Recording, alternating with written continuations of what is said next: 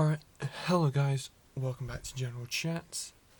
Today, as you can probably tell, we're doing an episode of Ranked. So, it's going to be fun. Today's episode of Ranked is we are ranking the entirety of the Arrowverse series, Arrow. And as you know, here on this channel we are big fans of the Arrowverse. So today I thought I'd use the opportunity to do an episode of Ranked about Arrow. And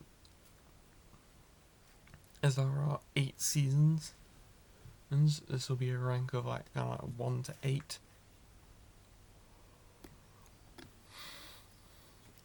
I don't really need to explain. Ranked, as you guys have already seen, the other episodes of Ranked, so let's get down to it. Alright, episode 1. Right, number 8, season 6. Okay. Now, the reason... I know some of you guys might argue that Season 3 or Season 4 belongs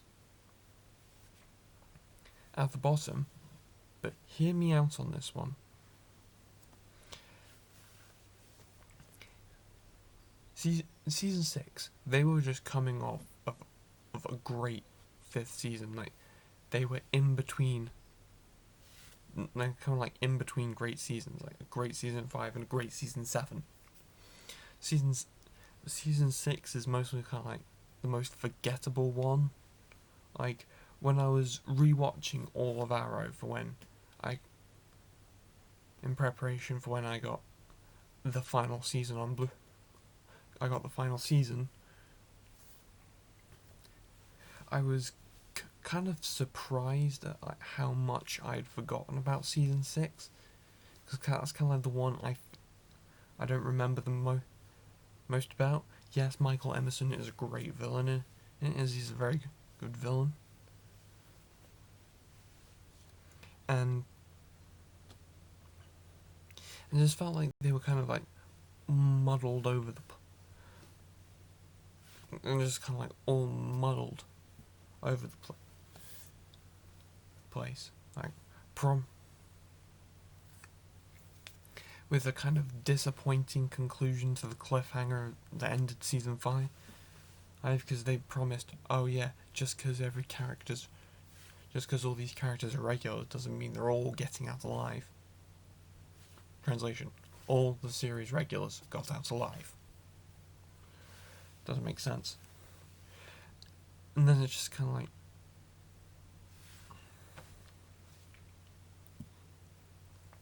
it's kind of like trying to do different things, like trying to advance the story forward, but in a way it doesn't really, just kind of it just falters, despite the fact that Crisis on Earth X was a good crossover.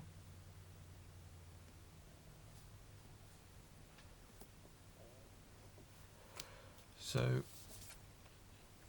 at number 8 is season 6. Number 7, season 3. Okay, now it was kind of in the year that season 3 was going on that it was the same year Flash started, so I was watching Flash right from the beginning. I was with it from the beginning, but I had to catch up on the first 2 seasons of Arrow before I could get into season 3, and I found season 3 as a whole is kind of disappointing, coming off of a great couple of first seasons, so obviously there's going to be high expectations, as well as series altering ramifications on some fronts. as well as the season like greatly annoying die-hard Batman fans.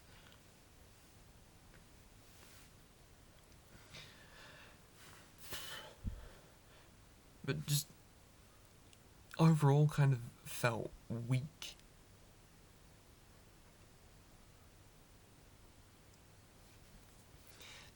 Just kind of overall felt a little weak, even though it was the season that introduced Brandon Routh into the Arrowverse, and he became like one of the long stay regulars.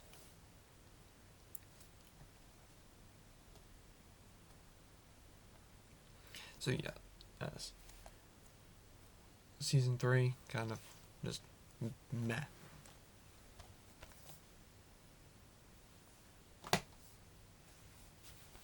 Alright then. Number 6. Season 4. Now, see, most people have a problem with Season 4. Personally, I don't. I thought it was... Okay, it wasn't the best. It was an okay season.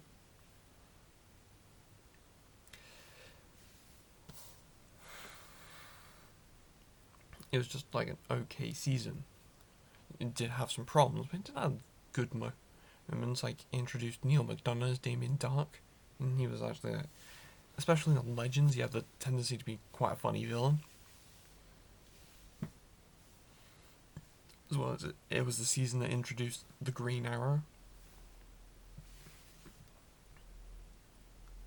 So, but kind of like, it spent like, well, it wasn't too many like kind of like case of the week kind of episodes, if you get what I mean. Just more sort of like spreading out the whole season long arc across pretty much every episode. So I guess that kind of like dragged it down.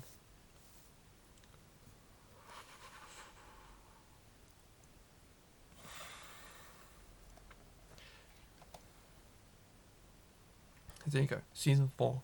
Not exactly bad, but not exactly like the best either.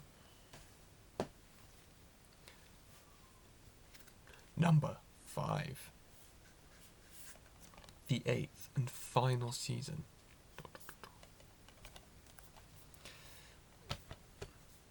Now I know this is pretty low down on this, considering that how good a finale Arrow had.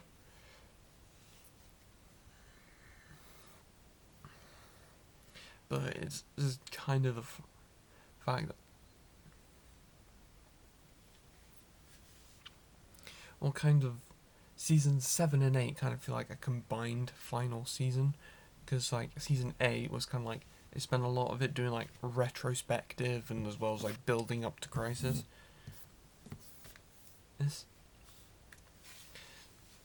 Then they had Crisis, and then there was kind of like Green Arrow and the Canaries, in which they were also like, they were setting up since season 7. But it's kind of just like, it was kind of like a big gamble to pay off, because if they don't pick up Green Arrow and the Canaries, they basically just wasted like a whole lot of Arrow's final 2 seasons.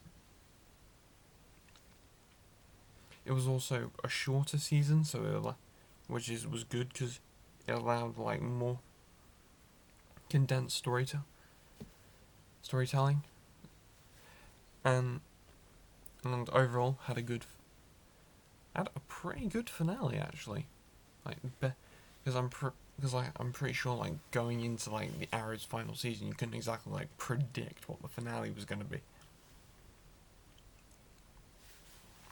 Because I'm pretty sure like a lot of people were saying for years that, oh yeah, like Crisis on Infinite Earths was going to be the Flash's series finale, but it's not. Maybe it'll be Infinite Crisis, but Arrow ultimately went out on a high note.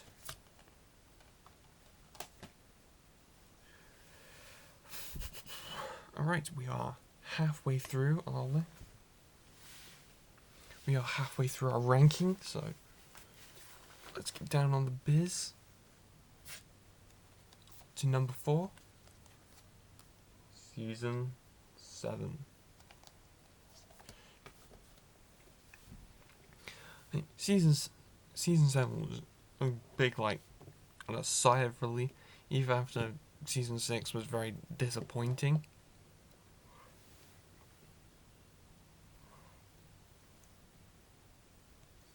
Actually, all the Arrowverse shows, apart from like Legends and Black Lightning, were all kind of like disappointing that year.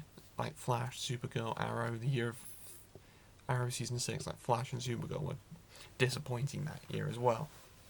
But Season 7, like, kind of like really like stepped up, made it feel like a final season. Like, I remember watching the Season 7 finale of Arrow, like, I'd said live, like, okay, like the next day, next morning it came out, and like just like at that end, it kind of felt like this could have actually been like the series finale, because Stephen Amell wanted to leave after Arrow Season 7.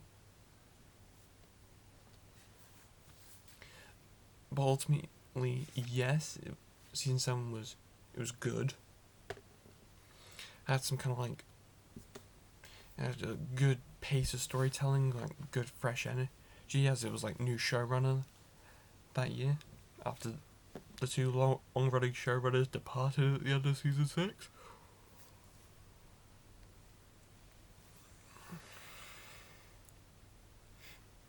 And ultimately served to be like kind of like the first part of a good final season. It's like kind of Season 7 and 8 kind of like together make one big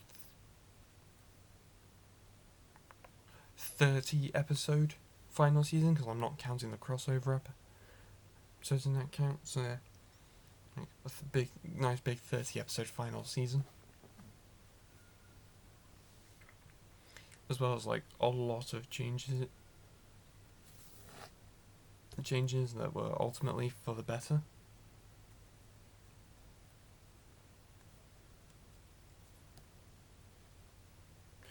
Anyway, moving on to number 3, Season 5. Like, ranking into like the top 3. Like, getting into ranking the top 3 kind of got difficult. As Seasons 1, 2, and 5 are like, they're really good. Kind of like, I feel like Season 5 is what like invigorated a lot of like interest back into Arrow after it kind of like slumped for 2 seasons. So it was kind of at that point they'd had 2 good seasons, 2 bad seasons. But Season 5 really like kind of like stepped up, got back to like grounded and gritty. It seems which was what fans from the beginning loved about the show. And overall, pretty great villain. Like, Josh Segarra was actually a pretty good villain. Which are like, a lot of the times, the Arrowverse seems to know what they're doing casting guys as big bads. Like, especially on Flash, like, they can cast like someone who can play like probably one of the nicest guys as a hero, and then he could also turn out to be like pretty evil guy. Like even Grant Gustin, he can play that. Well, so they know what they're doing casting big bads.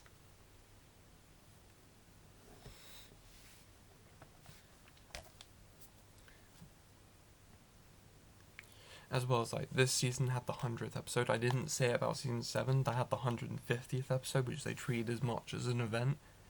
Has had a special guest appearance by Kelsey Grammer. Alright, when they announced that, I never kind of expected that, because like Kelsey Grammer's a high-profile guy. He spent years doing Cheers, Frasier, Simpsons. He was in Transformers 4, and they got him to do an episode of Arrow, and then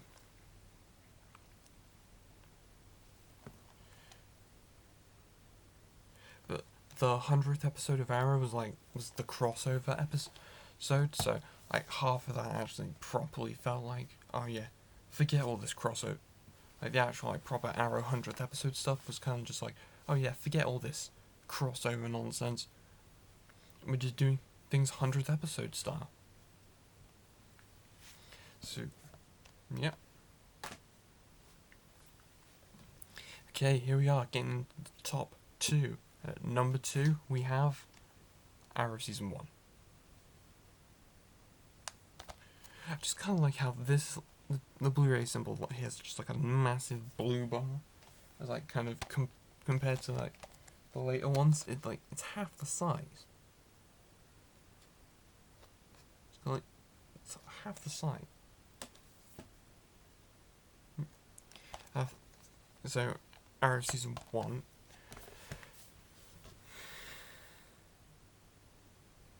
It's just kind of like, oh yeah, it's just kind of like they're doing. It's kind of because after like 10 years of Smallville, you can't.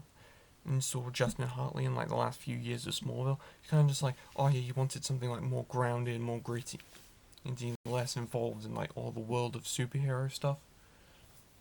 It's like I'm pretty sure at that point, like even like Green Arrow is still like kind of like a relatively unknown character, like even though people had seen him for a few years as part of the cast of Smallville. But people were still kind of like unknown, like his big universe of characters from the comics.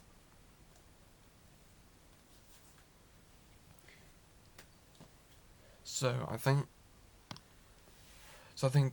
that's what kind of like helped Arrow in its first season. Like it felt new, it felt fresh. It was something we hadn't really seen before, apart from like Batman, of course. But Batman's way more famous than Green Arrow. And then of course it had like good pace of storytelling, and then had John Barrowman as a lot of people would recognize from Doctor Who or Torchwood if you watch Torchwood. I only watched one episode of Torchwood, so I wouldn't know. But honestly, Arrow Season 1, they knocked it out of the park first season in. Which means I guess you can tell what our number 1 spot goes to. Season 2. Season 2 of...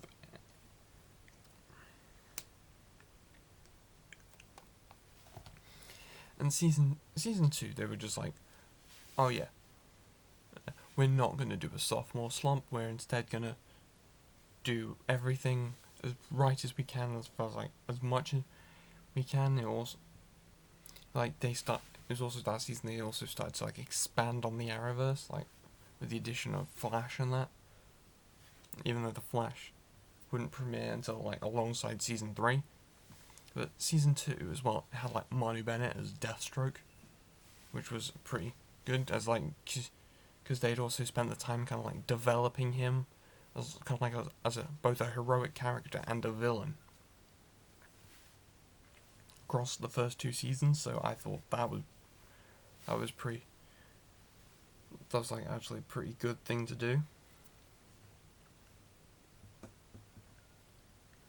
As well as just kind of like, it's kind of like, I don't really know what to say. It's just like it was pretty good. Not like raising the stakes, getting deeper into the characters, like trying to do new things like successfully. So yeah, number 1, season 2. Alrighty then, I suppose that is it for this episode of Ranked. This is, I don't know if you can see this, but this is the order in which I ranked everything. I would like to thank you guys for watching, and I'd like to ask you to tune in next time. So, thanks for watching. Goodbye.